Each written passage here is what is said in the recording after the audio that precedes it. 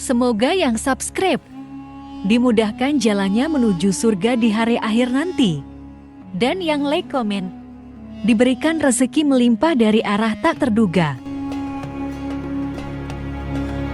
Suatu hari, saat kota Madinah sedang dalam suasana aman dan tenang, terlihat dari tepat ketinggian di pinggir kota, debu tebal yang mengepul ke udara. Debu itu semakin meninggi, bergumpal-gumpal hingga hampir menutupi angkasa. Angin yang bertiup menyebabkan gumpalan debu dari butiran pasir Sahara yang lembut dan terbang menghampiri pintu-pintu rumah di Madinah dan berhembus dengan kuatnya di jalan-jalan. Orang-orang menyangka ada badai yang menyapu dan menerbangkan pasir, tetapi kemudian dari balik tirai debu itu mereka mendengar terbesit kabar tentang kedatangan kafilah besar yang panjang. Tak lama kemudian 700 kendaraan yang syarat dengan muatannya memenuhi jalan-jalan dan mengguncang Madinah. Orang-orang saling memanggil dan mengajak sesamanya untuk menyaksikan keramaian ini serta turut bergembira atas kedatangan harta dan rezeki yang dibawa kafilah itu. Ummul Mukminin Aisyah ketika itu mendengar suara hiruk-pikuk kafilah yang bergerak maju, bertanya, "Apakah yang terjadi di kota Madinah?" Ada yang menjawab, "Kafilah Abdurrahman bin Auf baru datang dari Syam membawa barang-barang dagangannya." "Jadi kafilah itu yang telah menyebabkan semua guncangan ini?" tanya Ummul Mukminin. "Benar, wahai Ummul Mukminin. Jumlahnya 700 kendaraan." Ummul Mukminin menggeleng-gelengkan kepala. Pandangannya menerawang jauh seolah-olah sedang mengingat-ingat peristiwa yang pernah dilihat atau ucapan yang pernah didengarnya. Kemudian ia berkata, "Aku pernah mendengar Rasulullah bersabda, aku melihat Abdurrahman bin Auf masuk surga dengan merangkak." Abdurrahman bin Auf masuk surga dengan merangkak? Mengapa ia tidak memasukinya dengan melompat atau lari-lari kecil bersama angkatan pertama para sahabat Rasulullah? Sebagian sahabat menyampaikan cerita Aisyah kepadanya, maka ia pun teringat telah mendengarkan hadis dari Nabi lebih dari satu kali dan dengan redaksi yang berbeda-beda. Sebelum tali-tali pengikat perniagaannya dilepas, Abdurrahman melangkahkan kakinya ke rumah Aisyah lalu berkata kepadanya, "Engkau telah mengingatkanku suatu hadis yang tidak pernah kulupakan, maka saksikanlah bahwa kafilah ini dengan semua muatannya beserta kendaraan dan perlengkapannya aku persembahkan di jalan Allah." Seluruh muatan 700 kendaraan itu dibagi-bagikan sebagai perbuatan baik yang agung. Peristiwa yang satu ini saja sudah cukup untuk mengukir sebuah gambaran yang sempurna tentang kehidupan sahabat Rasulullah Abdurrahman bin Auf. Dialah saudagar sukses yang lebih sukses daripada kesuksesan yang pernah ada. Dia merupakan orang kaya dengan kekayaan yang melimpah ruah. Dia adalah seorang mukmin yang bijaksana yang tidak ingin bagian dari keuntungan agamanya hilang begitu saja dan tidak sudi kekayaannya membuat dirinya tertinggal dari kafilah iman dan pahala surga. Untuk itu, ia mendermakan harta kekayaannya dengan kemurahan hati dan kesadaran nurani. Sebelum saya melanjutkan kisahnya, dimohon kepada pemirsa untuk menonton video ini sampai selesai, serta mohon dukung channel ini supaya semakin berkembang dengan cara like serta berikan komen positifnya. Semoga dukungan pemirsa menjadi pahala dan dimudahkan segala urusan pemirsa di dunia dan akhirat. Bismillahirrohmanirrohim. Abdurrahman bin Auf adalah seorang dari 8 orang yang lebih awal masuk Islam. Abu Bakar datang kepadanya menyampaikan Islam, termasuk kepada Utsman bin Affan. Abdurrahman bin Auf telah memasuki Islam pada permulaan dakwah, yakni sebelum Rasulullah memasuki Darul Arqam dan menjadikannya sebagai tempat pertemuan dengan para sahabatnya yang beriman. Tidak ada persoalan yang tertutup bagi mereka dan tiada keraguan yang menjadi penghalang. Bahkan mereka segera bersama Abu Bakar As-Siddiq menemui Rasulullah untuk menyatakan baiat dan memikul bendera Islam. Sejak menganut Islam sampai berpulang ke rahmatullah dalam usia 75 tahun, ia selalu menjadi teladan yang cemerlang sebagai seorang mukmin yang besar. Hal ini menyebabkan Nabi memasukkannya dalam 10 orang yang telah diberi kabar gembira sebagai ahli surga. Umar mengangkatnya sebagai anggota majelis syuro yang terdiri dari 6 orang yang merupakan calon khalifah yang akan dipilihnya sebagai penggantinya. Cepatnya Abdurrahman masuk Islam telah menyebabkan dirinya harus mengalami penganiayaan dan penindasan dari Quraisy. Ketika Nabi memerintahkan para sahabatnya hijrah ke Habasyah, Abdurrahman bin Auf pun ikut berhijrah. Kemudian ia kembali lagi ke Mekah, lalu hijrah untuk kali keduanya ke Habasyah, dan selanjutnya hijrah ke Madinah. Keuntungannya dalam perniagaan sangatlah besar, hingga mencapai batas yang membuat dirinya merasa takjub dan heran, sehingga ia berkata, "Sungguh aku melihat diriku ini, seandainya mengangkat batu, niscaya aku temukan emas dan perak di bawahnya." Perniagaan bagi Abdurrahman bin Auf bukanlah jenis perdagangan yang tercela maupun monopoli. Bahkan ia sendiri bukanlah orang yang berlomba-lomba untuk mengumpulkan harta atas dorongan agar menjadi orang kaya. Sekali-kali bukan itu, melainkan suatu amal dan kewajiban yang keberhasilannya akan menambah kedekatan jiwa kepada Allah dan berkorban di jalannya. Abdurrahman bin Auf adalah seorang yang kuat emosi jiwanya, di mana ia menemukan kepuasan emosinya itu dalam amal yang mulia. Apabila ia tidak sedang sholat di masjid dan tidak sedang berjihad dalam peperangan, ia pasti sedang mengurus perniagaannya yang berkembang pesat.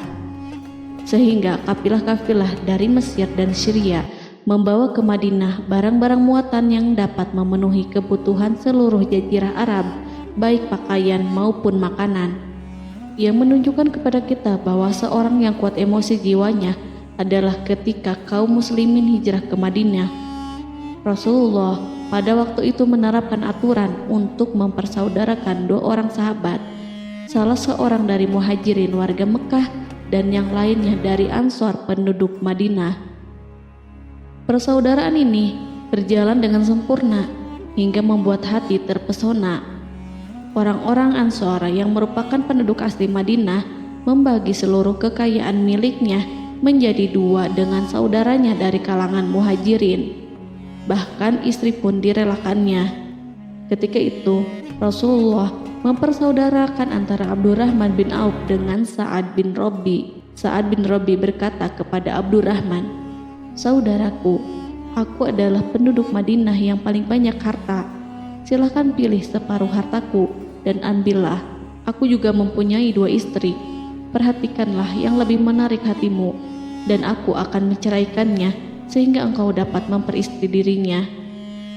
Abdurrahman bin Auf pun menjawab, "Semoga Allah memberkahi dirimu dalam istri dan hartamu. Tunjukkanlah kepadaku letak pasar." Abdurrahman pergi ke pasar. Ia berjual beli di sana dan mendapatkan keuntungan. Kehidupan Abdurrahman bin Auf di Madinah, baik semasa Rasulullah maupun sepeninggalnya beliau, selalu ditunaikannya dengan sempurna untuk memenuhi hak agama dan beramal di dunia. Perniagaannya sukses dan menguntungkan. Seperti diungkapkannya sendiri bahwa seandainya ia mengangkat batu dari tempatnya, pasti ia akan mendapatkan emas dan perak di bawahnya. Salah satu faktor yang membuat perniagaannya berhasil dan mendapatkan berkah adalah karena ia sangat selektif untuk berniaga yang halal dan benar-benar menjauhkan diri dari segala bentuk jual beli yang haram, bahkan yang syubhat sekalipun. Selain itu, faktor yang menambah kejayaan dan keberkahannya adalah labanya yang bukan untuk Abdurrahman sendiri, melainkan di dalamnya terdapat bagian Allah yang ia penuhi dengan baik. Ia menggunakan hartanya untuk memperkokoh hubungan kekeluargaan dan mengeratkan tali persaudaraan, serta menyediakan perlengkapan yang diperlukan untuk tentara Islam. Bila total perniagaan dan kekayaan yang lainnya ditambahkan keuntungan yang diperolehnya dihitung, Jumlah kekayaan Abdurrahman bin Auf itu dapat diperkirakan dengan memperhatikan jumlah yang dibelanjakannya di jalan Allah. Suatu hari, ia mendengar Rasulullah bersabda, "Wahai Ibnu Auf, engkau termasuk golongan orang kaya dan engkau akan masuk surga dengan merangkak. Karena itu, pinjamkanlah kekayaan itu kepada Allah agar Dia mempermudah langkahmu." Sejak ia mendengar nasihat Rasulullah ini dan menyediakan bagi Allah pinjaman yang baik, Allah justru semakin melipat gandakan kekayaannya hingga berlimpah ruah. Suatu hari, ia menjual tanah seharga 40.000 dinar. Kemudian uang itu dibagi-bagikan semuanya untuk keluarganya dari Bani Zuhrah, untuk para istri Nabi, dan untuk kaum muslimin yang miskin. Pada kesempatan lain, ia menyerahkan 500 ekor kuda untuk perlengkapan tentara Islam. Pada hari yang lain, ia menyerahkan 1.500 kendaraan unta. Menjelang wafat, ia mewasiatkan 50.000 dinar untuk diinfakkan di jalan Allah. Ia juga berwasiat bagi setiap orang yang ikut perang Badar dan masih hidup, masing-masing mendapatkan 400 dinar. Hingga Utsman bin Affan juga mengambil bagian dari wasiat itu, meskipun termasuk orang yang kaya. Ia berkata, harta Abdurrahman bin Auf halal lagi bersih, dan memakan harta itu membawa keselamatan dan keberkahan. Ibnu Auf adalah seorang yang mengendalikan hartanya, bukan dikendalikan oleh hartanya. Sebagai buktinya, ia tidak mau celaka dengan mengumpulkan dan tidak menyimpannya. Bahkan ia mengumpulkannya dengan tetap merendahkan hati dan dari jalan yang halal. Kemudian harta itu tidak dinikmati untuk kepentingannya sendiri, melainkan untuk dinikmati bersama keluarga, kerabat, rekan-rekan, dan masyarakat seluruhnya. Karena begitu luas pemberian serta bantuannya, ada yang mengatakan seluruh penduduk Madinah berserikat dengan Abdurrahman bin Auf pada hartanya. Sepertiga dipinjamkannya kepada mereka, sepertiga lagi dipergunakannya untuk membayar hutang-hutang mereka, dan sepertiga sisanya dibagi-bagikan kepada mereka.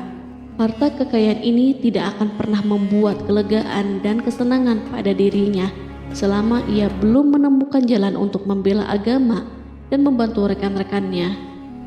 Adapun untuk selain itu, ia selalu merasa khawatir terhadap kekayaannya. Pada suatu hari, dihidangkan kepadanya makanan untuk berbuka karena waktu itu sedang berpuasa. Ketika pandangannya tertuju pada hidangan tersebut, selera makannya pun bangkit. Namun, ia justru menangis sambil berkata, "Mus'hab bin Umair telah gugur sebagai syahid, dan ia jauh lebih baik daripada aku. Ia hanya mendapat kafan sehelai kain yang jika ditutupkan ke kepalanya, maka kelihatan kakinya, dan jika ditutupkan ke kedua kakinya, terbukalah kepalanya. Demikian pula Hamzah yang jauh lebih baik daripada aku. Ia pun gugur sebagai syahid, dan saat akan dikuburkan hanya mendapatkan sehelai selendang. Dunia ini telah dihamparkan kepada kami seluas-luasnya, dan hasil sebanyak-banyaknya telah diberikan kepada kami. Sungguh kami khawatir bila pahala kebaikan kami telah disegerakan balasannya di dunia." Pada peristiwa lain, sebagian sahabat berkumpul bersamanya menghadapi jamuan makan di rumahnya. Tak lama setelah makanan diletakkan di hadapan mereka, Abdurrahman menangis sehingga rekan-rekannya bertanya, "Apa yang membuatmu menangis, wahai Abu Muhammad?" Ia pun menjawab, "Rasulullah telah wafat, dan semasa hidup beliau beserta keluarganya tidak pernah merasakan kenyang makan roti gandum. Apa harapan kita apabila dipanjangkan usia, tetapi tidak menambah kebaikan bagi kita?" Demikianlah, kekayaan yang melimpah itu sedikit pun tidak membangkitkan kesombongan dan takabur dalam dirinya.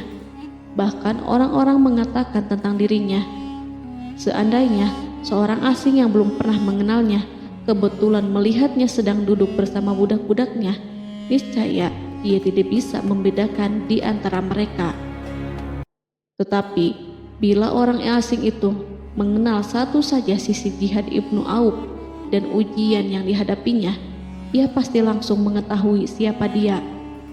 Misalnya, ia mengetahui bahwa di badannya terdapat 20 bekas luka di perang Uhud, dan bahwa salah satu dari bekas luka itu meninggalkan cacat pincang yang tidak sembuh-sembuh pada salah satu kakinya. Contoh lain, beberapa gigi serinya rontok di perang Uhud yang menyebabkan kecedalan yang jelas pada ucapannya.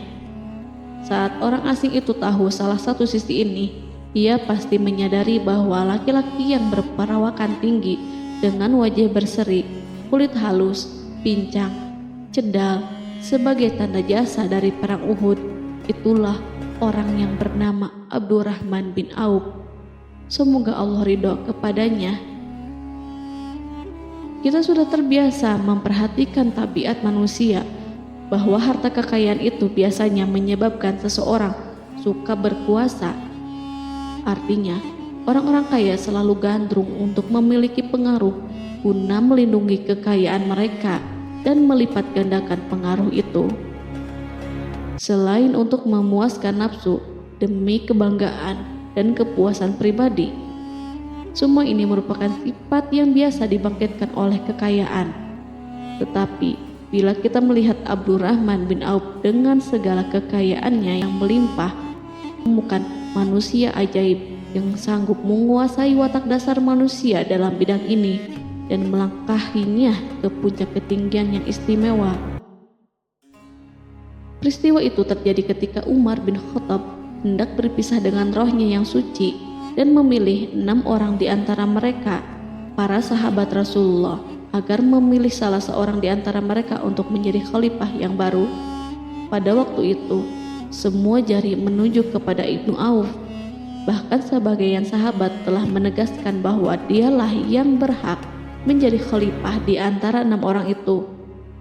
Namun, ia menjawab, "Demi Allah, seandainya diambilkan pisau lalu ditaruh ke atas leherku, kemudian kalian menusukkannya sampai tembus, itu lebih baik aku sukai daripada menerima jabatan tersebut."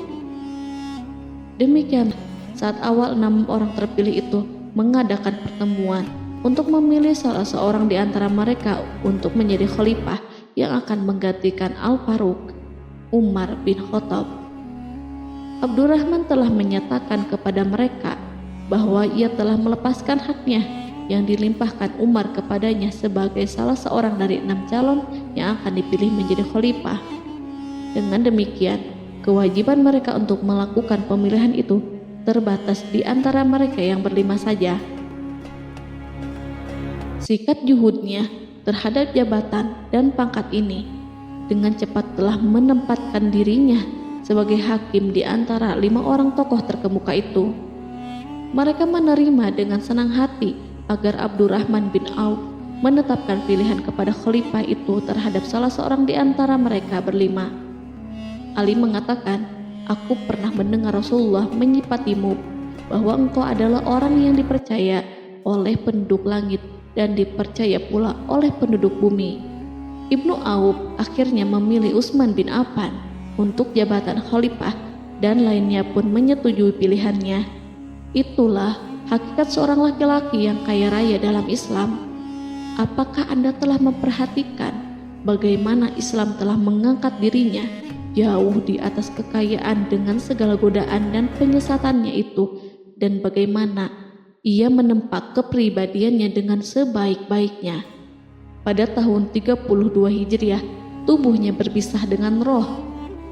Ummul Mukminin Aisyah memberinya kemuliaan khusus yang tidak diberikan kepada orang lain dengan memberikan usulan kepadanya ketika ia masih terbaring di ranjang menuju kematian agar bersedia dikuburkan di pekarangan rumahnya berdekatan dengan Rasulullah, Abu Bakar, dan Umar.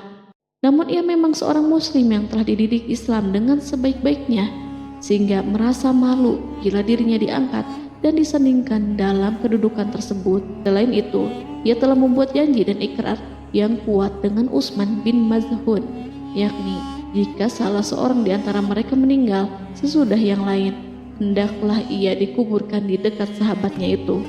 Saat rohnya bersiap-siap memulai perjalanan yang baru, air matanya meleleh, sedangkan lidahnya bergerak-gerak mengucapkan kata-kata. Aku khawatir dipisahkan dari sahabat-sahabatku karena kekayaanku yang melimpah ruah. Namun, ketenangan dari Allah segera menyelimutinya. Lalu senyuman tipis menghiasi wajahnya disebabkan sukacita yang memberi cahaya dan kebahagiaan yang menenteramkan jiwa. Ia memasang telinganya untuk menangkap sesuatu, seolah-olah ada suara yang lembut merdu yang datang mendekat. Ia sedang mengenang kebenaran sabda Rasulullah yang pernah beliau ucapkan, Abdurrahman bin Auf di dalam surga. Ia barangkali juga sedang mendengarkan janji Allah dalam kitabnya. Orang yang menginfakkan hartanya di jalan Allah, kemudian tidak mengiringi apa yang diinfakkan itu dengan menyebut-nyebut dan menyakiti perasaan penerima, maka memperoleh pahala di sisi Rabb mereka. Tidak ada rasa takut pada mereka dan mereka tidak bersedih hati. Quran Surat Al-Baqarah ayat 262.